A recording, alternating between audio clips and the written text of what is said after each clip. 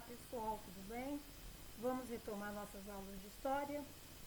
Hoje nós vamos falar das estruturas sociais da Grécia Antiga.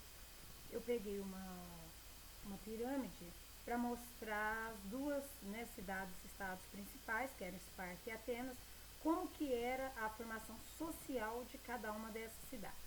Então, Esparta primeiro. Esparta tinha como o principal classe social os esparciatas. Os esparciatas quem eram?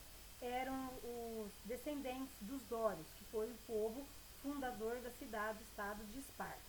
Eles eram cidadãos de Esparta e tinham todos os direitos de participação política e formavam claramente a classe mais alta de Esparta. Seguido pelos perietos. Quem eram os perietos? Eram cidadãos de Esparta que não tinham direitos de participação política.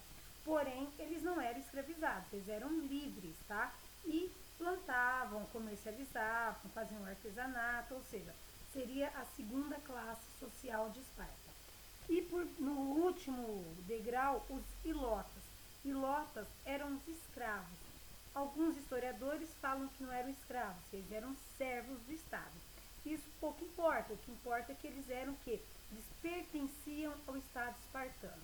Acho que na sala de aula eu cheguei até a falar para vocês que os ilotas serviam como cobaias dos esparciatas, visto que Esparta era uma cidade militarizada e eles então usavam os ilotas como para treinar as artes de guerra deles.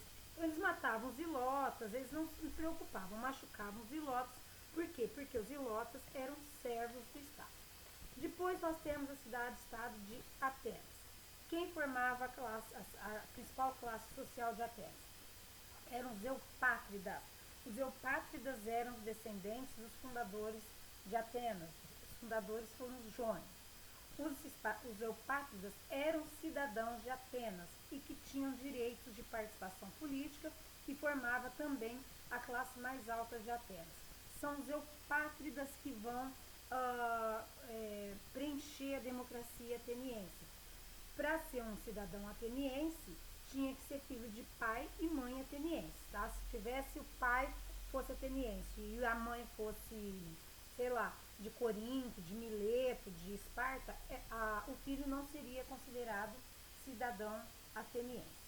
Seguido dos metecos. Os metecos eram homens de família que tinham descendência estrangeira. Então a gente fala que eles eram os estrangeiros. E esses estrangeiros não tinham direito de participação política.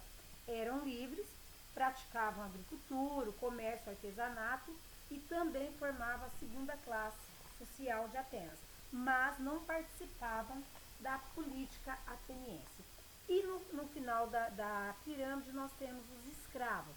Os escravos eram propriedades privadas, não pertenciam ao Estado como em Atenas. Eles pertenciam às famílias, às pessoas. E a grande parte dos escravos eram através de dívidas. A maior parte dos escravos atenienses eram pessoas que se endividavam, pegavam empréstimo, agricultores, comerciantes que pegavam empréstimos com os eupátridas, não conseguiam pagar e aí então eles se tornavam escravos dos eupátridas, ok? E só deixei aqui uma telinha pequena com alguns lembretes para a gente dar uma lembrada do assunto da nossa última aula presencial. Então eu deixei para vocês. E sobre a democracia ateniense.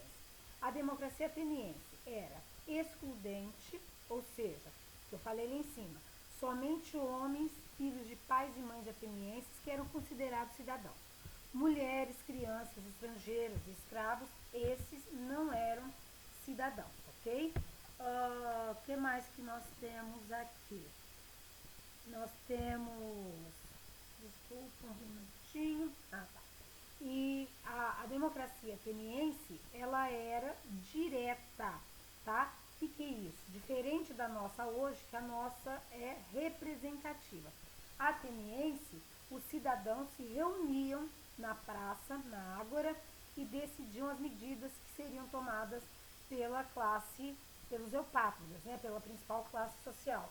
O que significa isso? Hoje nós não teríamos como reunir 150 milhões de brasileiros numa praça e resolver as medidas. Lá, como eram poucos os cidadãos, porque tinha toda aquela questão, tinha que ser homem, filho de pais e mães atenienses, então eles se reuniam na Ágora e tomavam as decisões que deveriam ser tomadas pelo governo. Né? Eles resolviam as questões ali. A maioria das democracias atuais hoje do Ocidente são representativas. Todos nós escolhemos pessoas para nos representar, que são os deputados, senadores, o executivo, né, o governador, o presidente, o prefeito. Então, a nossa democracia, a grande maioria, são representativas. Hoje, no Brasil, diferente de Atenas, todos nós brasileiros, né, todos nós que nascemos no território brasileiro, somos cidadãos, independente de sexo, cor, altura, se religião, se é alfabetizado ou não, todos nós temos direito a voto. Desde os 16 aos 18, ele não é compulsório, dos 18 aos 70, o voto passa a ser compulsório para nós brasileiros. Então, todos nós somos. Hoje eu fiz só uma revisão, porque na próxima aula, tá, que eu vou postar, nós vamos falar já da cultura grega. Nós vamos falar sobre a religião grega, nós vamos falar sobre a mitologia grega, a música, a filosofia e a arquitetura, ok? Então, um abraço a todos e até a próxima.